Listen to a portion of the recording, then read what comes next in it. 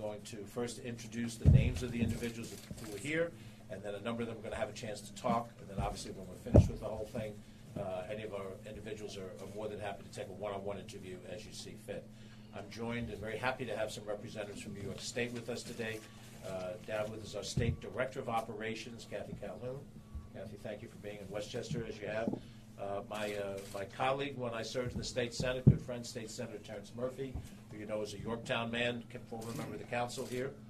Also a former colleague, I guess I have held a lot of jobs here over the years. Westchester County Legislator Mike Kaplowitz, who's been very forceful on these issues here.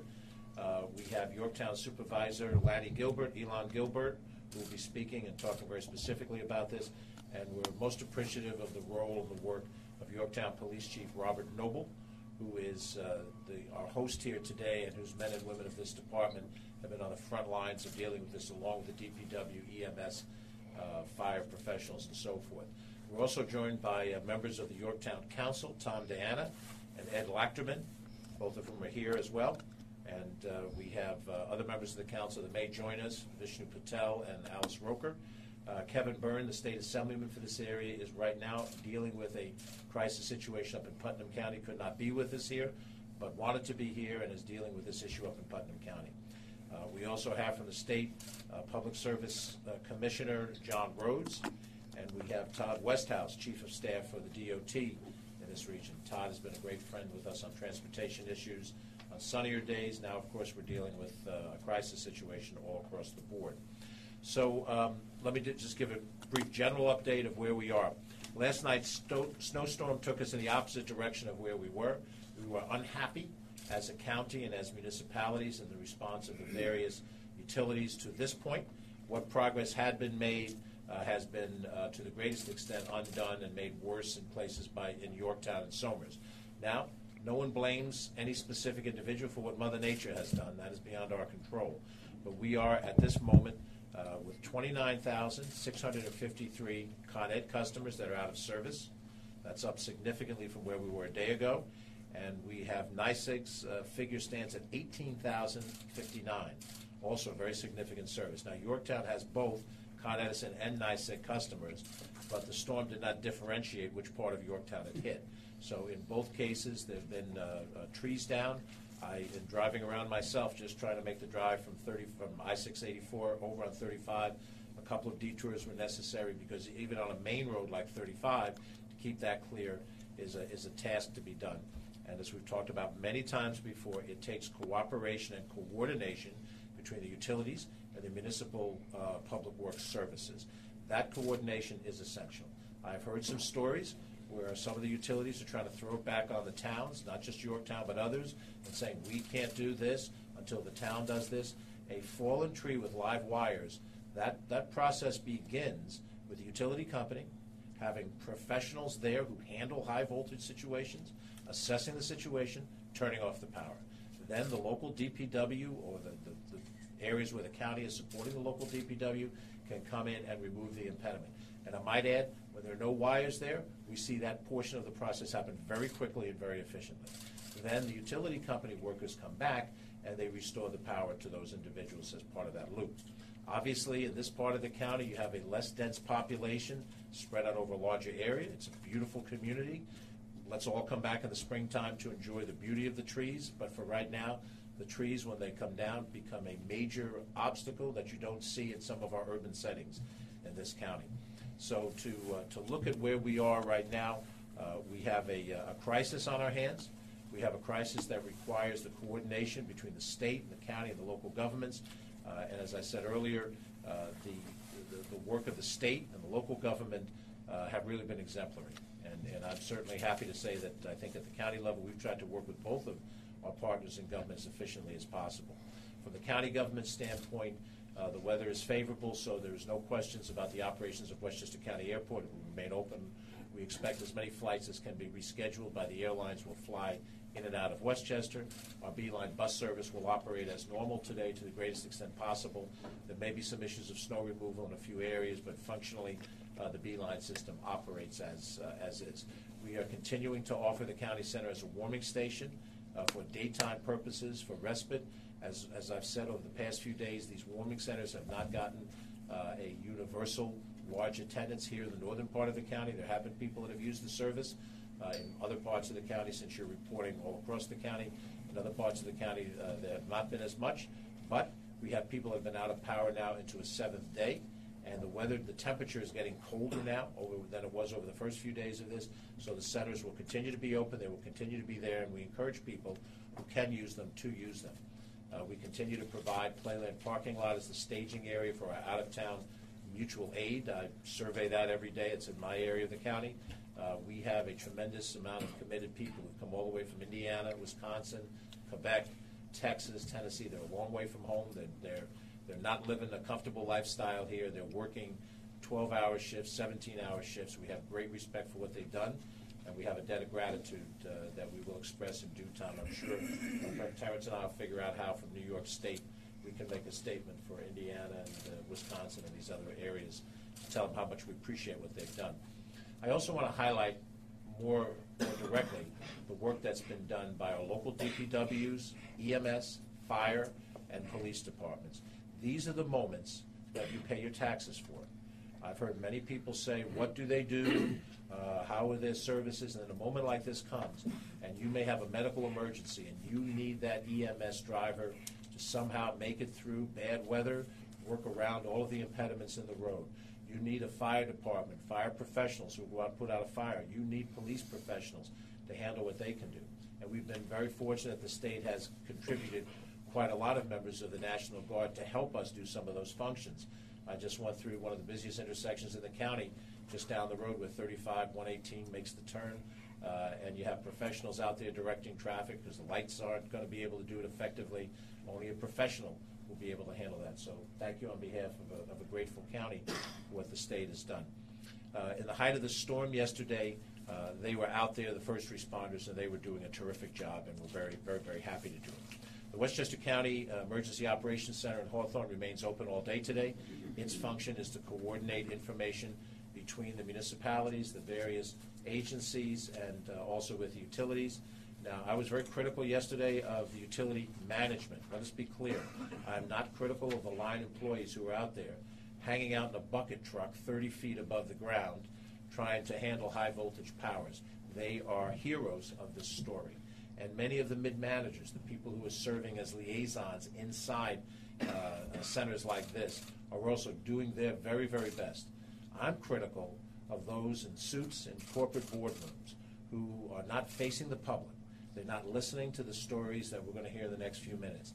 They're not making themselves available in person to come out and come down Route 35 and see what there is to see in Somers and Yorktown. And I'm talking about senior executives. And I believe that is part of how you gain sensitivity for the urgency of the problem. When you see it for yourself, when you see the human need, when you see how complicated it is, it affects the way you make decisions. And one of the biggest concerns that I've had is that there's been a bloodless attempt to try to identify what percentage of people are on board. The percentage does not show the specific need of the specific individual. But a Yorktown police officer who goes to that site and looks, they understand what that personal story is. Now there has to be a way to take that personal reality and put that into the decision-making process. And I also said yesterday, and it bears repeating, those of us in public office are directly accountable. There are elections whenever they come up, 2 years and 4 years, and we have to defend the things we've done and said. And we do it in a competitive environment where someone will be saying the exact opposite. I've been in business, and in most businesses there's direct competition.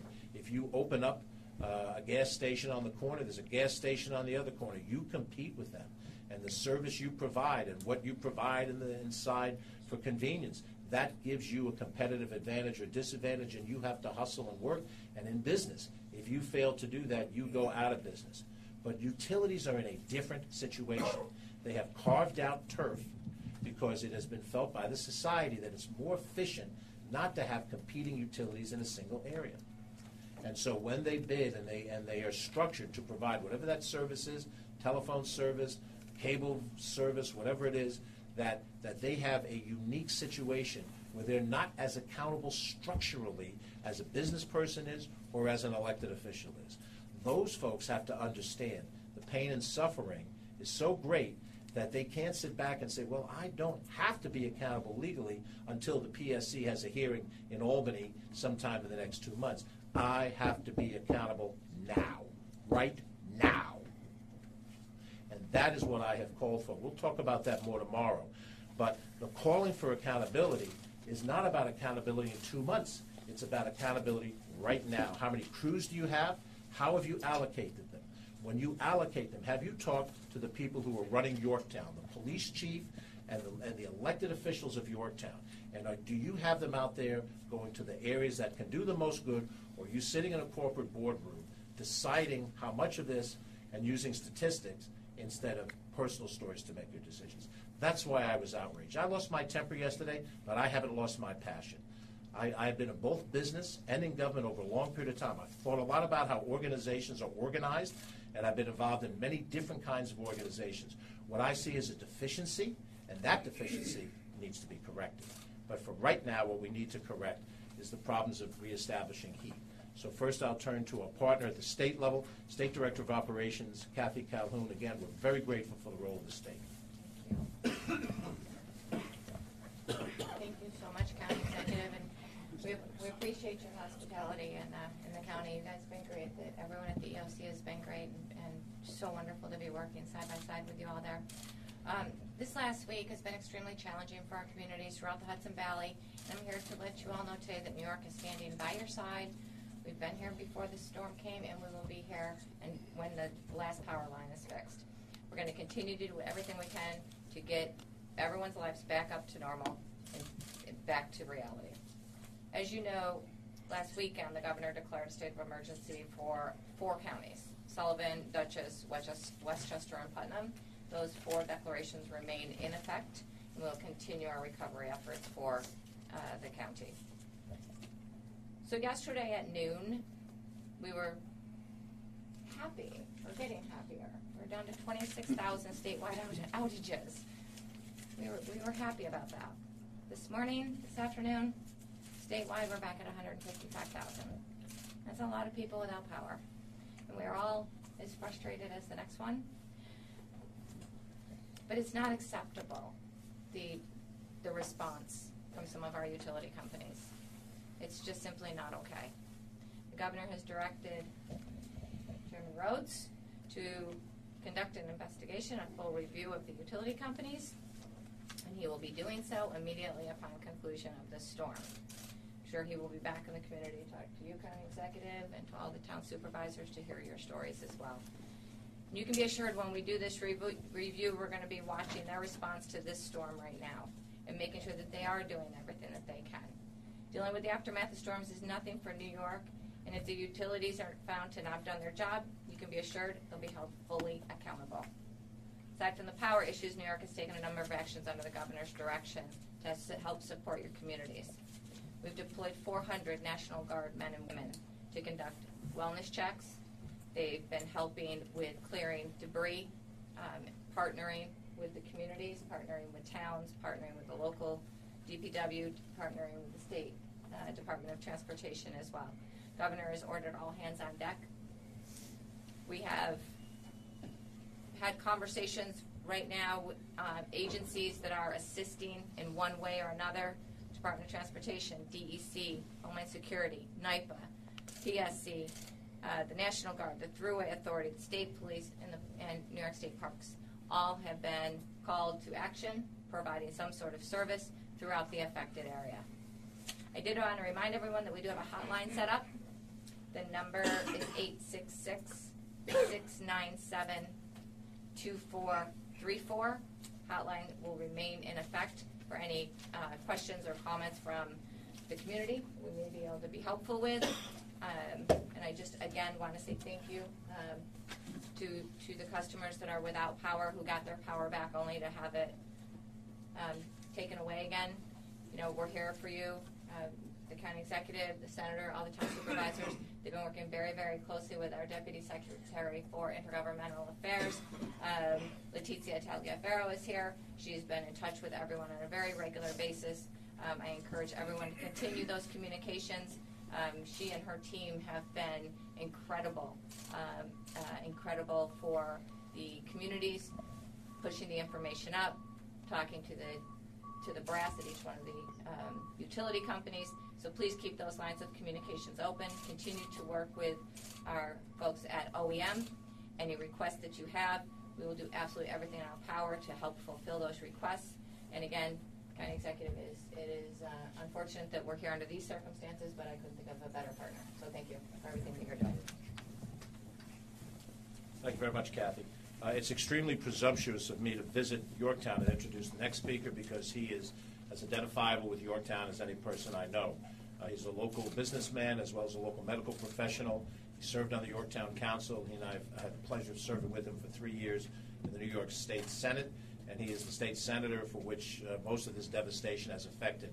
His district includes all of this northern Westchester piece that's affected, as well as going up into Putnam and Dutchess County. Senator Terrence Murphy. Thank you, County Executive. Appreciate it. Thank you so much for coming to our rescue up here. I know you've been devastated down there, but this has been an unprecedented week. Bigger than Superstorm Sandy. 2 nor'easters within a week. The devastation, as you can see, just look outside. People have been without power for over a week. We've had 77 people literally on life support that we've had to go out and make sure that they have had a generator hooked up, or they've had electricity stored, or brought them to a hospital.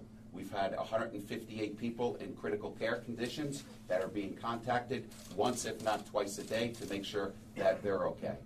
We understand that Mother Nature reaped its wicked head down here, but it's our obligation to make sure that we take care of the people. And that starts with all of our elected officials, from the governor's office, which we've been in close contact with since day one, to all of our elected officials, to the local town supervisors, to the county executive, to the county legislators. And this guy back here, I don't know if he's even slept yet in the past week, Chief Noble. He's had a command center downstairs that has been nonstop. But this is something that the utility companies, I've already called for a hearing. I chair government operations and investigations for the state of New York, and I can promise you, you will have some answers within a few weeks. This is completely unacceptable to have gone this long, and like the county executive said, it is not the people that are out there 30 feet in the air. In full disclosure, I used to be one of them. I used to go out and trim the trees for Aspen Tree Company.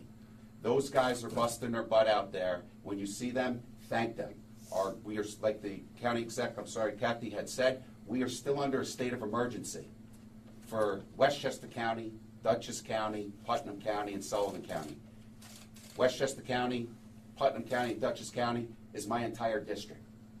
We've been from Putnam all over Westchester yesterday. The only communication that we possibly had is through social media.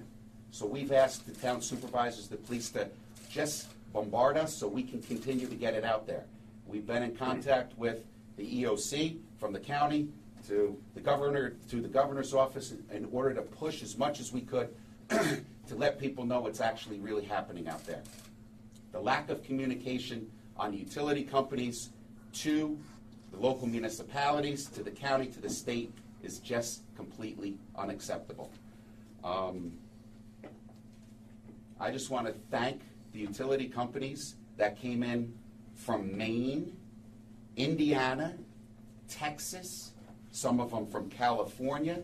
Yesterday we got 34 trucks down from Quebec, Canada, and Plattsburgh, Binghamton, and our National Guard. They are doing the best job on the streets, like we are. But at the end of the day, the most important thing to do right now is to get electricity on and get these people's lives back restored and back to proper functioning. So right now, the objective is to try and restore as much people as we can and get their electricity back on, and then we will go through some of the hearings and investigations on a further date. But I just would like to thank everybody for teaming up. Unfortunately, Mother Nature has not been too kind to us. We have to deal with these things, and we're trying our best, but we need some cooperation from the utility companies too. So we will get back to you on a later date on that. I'd just like to thank County Executive for coming up here and being part of the team. Thanks. Thanks, Senator. Thanks very much, Senator. Our next speaker is also a longtime friend of mine, and I've admired him for a long time for his service to this area in the county legislature. He served brilliantly as chairman of the Board of Legislators, and just a few days ago showed his intense care for his people by going in and facing up against some of the people that weren't being as sensitive and as understanding of utility companies as they are. So I introduce a person you know very well in this area, County Legislator Mike Kaplowitz. Thank you, County Executive. Welcome to Ground Zero. My role today is to report from the field. First, I do want to thank you very much for being here and for your intense focus on behalf of the entire county. Thanks to our hosts today, the supervisor and the chief, and a great senator and council people and county other official John Testa, who I represent this town with down in the county. I represent Yorktown, Somers, Newcastle. Interestingly, I'm probably one of the only straddle legislators there. I represent both Con Ed and NYSEG. Somers is only NYSEG. Newcastle's only Con Ed. Yorktown has the pleasure of having both Con Edison and NYSEG, which just complicates things that much more. I have here a map that was just sent to me from EOC in Somers, and there are a lot of yellow and red and blue pins, and they're growing by the moment. These are blocked roads. It's almost as if a military campaign was staged against us. Last week, the Air Force came in and took out all our critical infrastructure. This past week, just yesterday, we had tanks and artillery that were coming at us. I'm fearful Monday is going to be the infantry.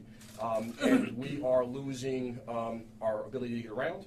We have lost our ability to, at this point, have some very basic necessities. The good news is that we here, along with the entire county and the region, are resilient. And the people with understanding, with as much patience, though it's been stretched, the rubber band certainly by all honest fashion has been stretched as far as possible, recognize that it is Mother Nature, but are certainly desirous of and hopeful that all parties can do everything possible from Public Service Commission through the Governor's office on down to clear the roads and restore the power. A couple of days ago, I had the pleasure of visiting Brewster, New York State Electric and Gas. I wasn't necessarily invited to their facility. It's a very lovely facility, and I wound up making my way through their security, got into their inner sanctum, and had a very, I won't say a pleasant opportunity to sit with them, but certainly a productive opportunity to recognize that this was at least the seat of NYSEG's opportunity to stage and to incident command. And in that regard, my goal was to really underscore how frustrated and how necessary it was that they did everything they possibly could, substantively and technically and with alacrity, to get us up and going. It was working. Yesterday came along. We've been knocked back, and Newcastle and Yorktown and Somers are back to the thousands. Thank you, Mr. County Executive. Ladies and gentlemen, please help us clear the roads, help us de-electrify, help us then get the assessments going, help us be able to move in the area of restoration as soon as possible, because this has been ground zero. We had the pleasure of having the most snowfall yesterday, and these are distinctions that we do not want to wallow in nor take note of, but we at the same time are resilient enough to recognize that we have a job to do, but so does everybody else. So please, thank you, and anything you can do to get the utilities doing their job as soon as possible would be most appreciated by a lot of cold and tired and hungry and lonely and scared and frustrated people. Needless to say, I don't think the school kids up here have been to school in quite some time. It's over a week, and that's not a good thing as well. Thank you all very much. Our host in the town is Elon Gilbert, who's the town supervisor for Yorktown. He and I both took on our positions on January 1st. So this being the 67th day of our respective terms, we have been baptized by wind, we've been baptized by snow. But I would argue that you're tested. If you're tested early and you're found to be ready for the task, then you have a better opportunity to perform the rest of the task for the rest of our respective terms. Lanny has been tested. He and his board have been dealing with this on the ground level. Lanny? Thank you so much, County Executive. I want to thank everybody for, yes, I've been recently minted as the town supervisor, but as a result, and facing this crisis right now, I am so fortunate to have people who have already dealt with these types of crises in the past to give me assistance and advice, and I am here to accept any and all advice that I can utilize to get what my constituents need. I am thankful for the entire spectrum, from the people all the way up to the governor's office, through the county executive's office, and then also my compatriots here on the local level, Tommy Diana, Ed Latimer, and State Senator, and Kevin Byrne. And I couldn't do anything without my chief of police here, and someone who's not here is my highway superintendent, David Pagnelli. We are, I think people may begin to wonder about our phone calls because I'm always on the phone, either with the chief or with Dave for the last 2 weeks. And I just want to, again, I thank everyone who, I'm proud of this community that with all the turmoil that we've seen, that we've been able to pull this together. This morning I was asked to host this event for the county executive, and I did so, and within minutes we were able to, and this is one of the wonderful things about this. There's a lot to say about the utilities. I believe it's been said. But what I think needs to be said is there's more that unites us as individuals who serve our community than divides us, and this is a perfect example. I was able to pull all our representatives together within minutes because they want to express what I've been hearing on the phone every day, and what they've been hearing on the phone every day, and we want to represent the people that we represent. And I want to thank you all for coming to Yorktown because you're telling it as it is. That was one last thing, and I just want to say there are two things that I want. I want power back for my community, and I want the truth. As long as they tell us the truth. We were told immediately after the first storm that we were going to get, most of our people were going to get power back, 90% in 48 hours. It just simply wasn't the truth. I knew, based upon what I was seeing out on the roads, that wasn't true, and I couldn't communicate that to my people because I was embarrassed to basically tell them that it was something that I knew was going to happen that wasn't going to happen. And I think that's the biggest thing that we need. One of the things we need to get is the truth from the utilities. And again, not the people who are there working on the lines right now. I can't praise them enough as well. But it's the executives and the people who are running the utilities. That's who we need to hold accountable. And thank you. Before you have Chief Noble, and then we go to questions, what you've just heard from Elon Gilbert, as supervisor of Yorktown, you will hear the same thing from Chris Burdick, the supervisor of Bedford. You will hear the same thing from Mike Shalero, the supervisor of North Castle. You may not know all the geography, but you'll hear the same thing from Supervisor Linda Puglisi of Cortland. You'll hear the same thing from Mayor Andre Rainey of Peekskill. You'll hear the same thing from Bob Greenstein, the supervisor of Newcastle. When you go from community to community to community, you will hear local officials who are tasked with directing, ultimately, police, EMS, DPW resources, being unable to get the kind of information they need in order to effectively work with the utility companies. The utility companies have decided not to share information easily as to how many crews they have and what they have prioritized in the different situations that they would go out in. I would argue that the police force of a community knows the community better than any other entity would. They're in and out of policing it every single day. And I would assume that if Chief Noble knows where the immediate best place to go in Yorktown is, I don't want somebody sitting down in Lower Manhattan overriding that based on some other set of priorities that they may have that might involve profit, might involve visibility, might involve 100 other things other than what is the best way to put lights on in Yorktown, in North Castle, in Newcastle, in Bedford, in Lewisboro, in Pound Ridge. So, Chief Noble, please share us your experiences and realities. Thank you much for your professionalism. Thank you very much. Good afternoon. Good morning, everybody. It's been a rough last 6 days. I do want to speak to a few local emergencies that we currently have, and then I need to thank a lot of people too. What I do want to say first is that because the roads are, you see blacktop, that doesn't mean everything's okay out there. The primary concern that we have right now is we have over a foot of snow here, and we have downed wires. Many of them we cannot see. Treat every downed line as an energized line. Do not go near it. If you see one that causes a hazardous condition across a roadway, you can call us here at the Yorktown Police Department or your local police department, please. If it's on your property, please call your energy service provider, NYSEG or Con Ed, and better yet, hit them up online as well, because if you put something in writing, you can't get away from it. You've made that notification. Guardrails. If an energy line, if a utility line is coming in contact with a guardrail, it charges that guardrail.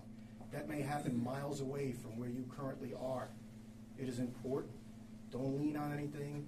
Don't touch any signs or poles.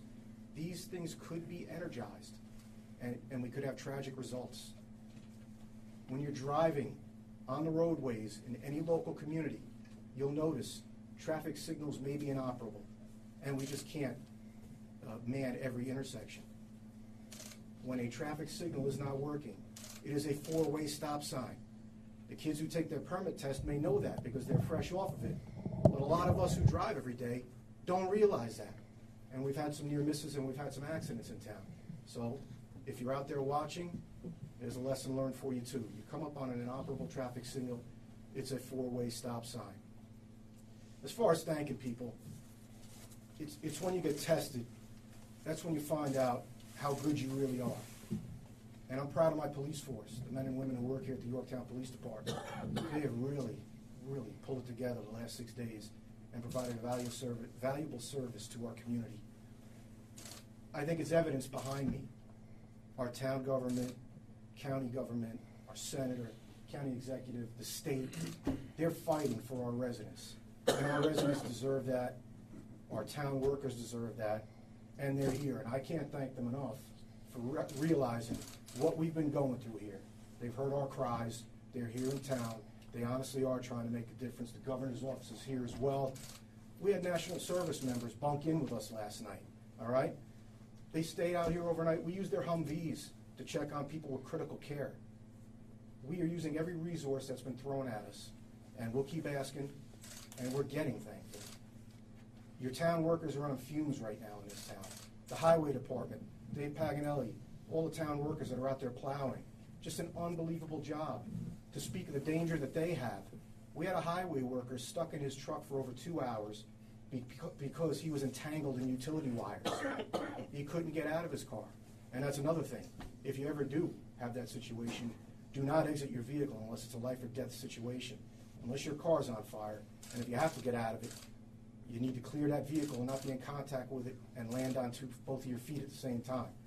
That poor guy was in that truck for 2 hours last night while the winds howled and trees snapped around him. And I'm just glad we got him out of there. Again, the highway department, unbelievable job. Our local fire departments, Yorktown, Mohegan Lake, the ambulance corps people, the medics. You know what? Like I said, the town needed us to rally around them, and I damn sure think we did. All right, and it's still ongoing. We have a warming shelter that's been open for 6 days. We have volunteers from our community manning that warming station, and we're there to help them as well. And lastly, I need to thank our community, the Yorktown community, the residents of this town. At the PD, we often tell our community, help us help you. And usually it's for fighting crime and keeping this town the wonderful community that it is. But now we're asking you for a different reason. We need you to stay off the roads, and we need you to report hazardous conditions, and just to be mindful. Don't take unnecessary risks with your life. Just don't take that for granted, all right? Be cautious. Use extreme caution if you're out there. And again, I can't thank all the people behind me enough, really. Thank you. Thank you, Chief. Thank you very much. I'm sorry. One guy left Please out. do. No, go. The state police, Dave Atkins. He's back here. They were helping us direct traffic Monday morning when rush hour came. I can't, you know what? Unbelievable cooperation between law enforcement community, all of our agencies within this county. Whether we need the county, whether we need the state, they've got our backs, and that's important for us. Thank you, Dave. Thank you. All right. Thanks, Chief. No, by all means, happy to do it.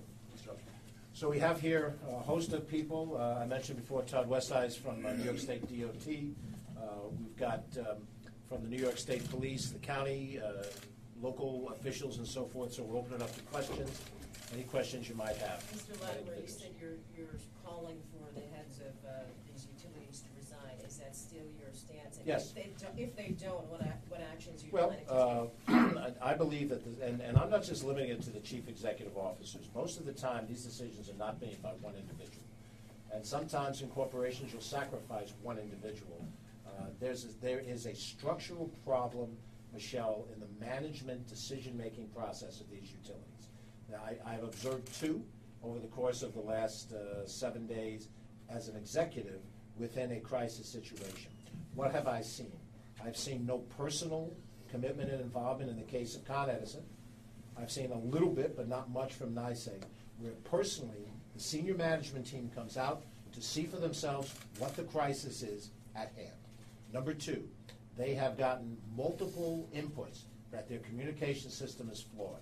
The system of robocalls, inaccurate. What's posted on their website, inaccurate. They didn't take anything down, reconfigure it, and put it back up. Information that was available to the municipalities. In specific, they set target dates on Monday and Tuesday for completion, which they did not hit. Now, it's possible people can miss target dates, but there wasn't an advisory as they were going along saying, we set a date of Monday night or Tuesday night to accomplish something. We're not getting close to it. Let me tell you that now, not just we don't know when the target date is, let us show you, as our partners in solving this problem, what are the metrics by which we intend to attack it. And what do I mean by that? How many crews do we have? We have 50 crews on the road, as an imaginary number. A crew can handle 2 or 3 incidents a day, maybe 5. I don't know how many they can. But there's a finite amount of incidents they can handle. And they could just as easily have called the supervisor of the town or the police chief with the supervisor and say, if we can give you 2 crews that can handle 8 incidents in your town, what are the 8 most important places? Did anybody get a call like that in any of your communities? Anybody? No. No. Because the senior management teams kept for themselves the prerogative of allocating resources without sufficient input. Now, they hear on these conference calls, this is where I really decided this was the wrong direction. In the conference calls, they had employees, and these are people who are public information people who were given a mission of what they have to say. I don't blame them for what happened. They were taking input from elected officials and from appointed officials, but they weren't giving feedback based on that information. And as I listened to that, I understood that to be a breakdown in management structure and implementation. Not just, I'm mad at an individual. Now, we're all compensated at different levels. The senior management of utilities are compensated at very high levels. And I don't begrudge them the money that they make. But to me, that means you are a superior management officer, and you respond with superior judgment and superior incident. In an organization like the state police or like the local police, you have rank. People earn ranks. They go from sergeant, detective, sergeant, lieutenant, captain for reasons of demonstrated ability. When you reach the top of a management team of these companies, I look at them as men and women of terrific managerial experience. But I don't see that. I don't hear that. And I started out, those who follow me on social media, I know my friend Mark Lagariello does. On the second day of the storm, I was counseling people, be patient, let's work together, do what's prudent, we're putting pressure on them. You know, I use the British phrase, keep calm and carry on. But after 4 and 5 and 6 days, I didn't see the response to that type of, encouragement. And I began to realize they're not playing fair. They're not doing the right thing. So I want to see management change. Can I effectuate the change? As an advocate only. But I will tell you this much. I am serious about this. I'll speak to this more tomorrow. And this is what it comes down to. And I can't speak for every other elected official here. Everybody has their own philosophies. You run on your own. If you're not in office to articulate the feelings of the people that put you there, what are you in office for? That's what I did yesterday, and that's what I'm doing now. I'm articulating the feelings of hundreds upon hundreds of Westchester residents that not just want to know how come I got bad information, but who are the people making these decisions that treat us with such disrespect? Any other questions? Yes, sir. What kind of arrangements does the county have with private contractors to remove snow, debris, trees? Well, the county has its own workforce through its DPW force, and what we've done is made it available at the request of different municipalities. I believe yesterday we were assisting the town of Portland to amplify their DPW efforts. We have people who are as experienced as the municipal DPW people are in removing impediments in the road. I don't know how our force is deployed today, but I know it is available, and I would suspect that as this town and other towns assess how many places they have to work and how much they have available, that our full-time employees will work to help them do that. When we contract out for specific tasks that we have to do within county-owned property. So, for example, there are trees down in Lasden, but that's not of the urgency, so we'll deal with that at some point in time in the future. If to get it ready to open on time, we have to go out and contract, then we will go out and contract. But our workforce will be put to work as long as we've covered the things that we're legally responsible for, like the Bronx River Parkway and those areas where there is public involvement in contact with the parks or recreation system. Would it make much of a difference if the county did have arrangements with private contractors? Well, you have to understand that the missing link here was not having DPW services to remove impediments in the road. The National Guard that was called in did that, so the manpower was there, and the professional ability to, take out the chainsaws, slice the tree up, and move the tree out of the road. That was there in every one of these communities, in my judgment, sufficiently. What wasn't there was the technical skill of the utility worker to be there and be able to assess the live wire, to be able to authorize the shut-off of the power that then enabled the DPW, the National Guard, or whatever the county's support factor would be in slicing it up. So when I hear a utility person say, well, we can't do that, and we can't restore power until the impediment is removed, what they're saying is the third step of the process can't happen until the second step happens. That's correct. What they're not saying is the first step is the utility being out there to secure the wiring. And it's a very subtle way to put the burden back on the municipality when in fact the initial burden belongs to the utility. There's a potential for another storm next Monday. What are your plans for that? We plan to be staffed up. We're going to maintain our state of emergency. We intend to continue to do what we've been doing all along as a county government, being able to provide what resources we can to the local governments to continue to operate the Emergency Operations Center, to continue to use the county center if we need to continue to use Playland as a staging area if we need to, and for our essential employees to make sure that they're working around the clock. We had a very difficult weather day yesterday. We had non-essential county employees stay home. That's a relatively unusual statement.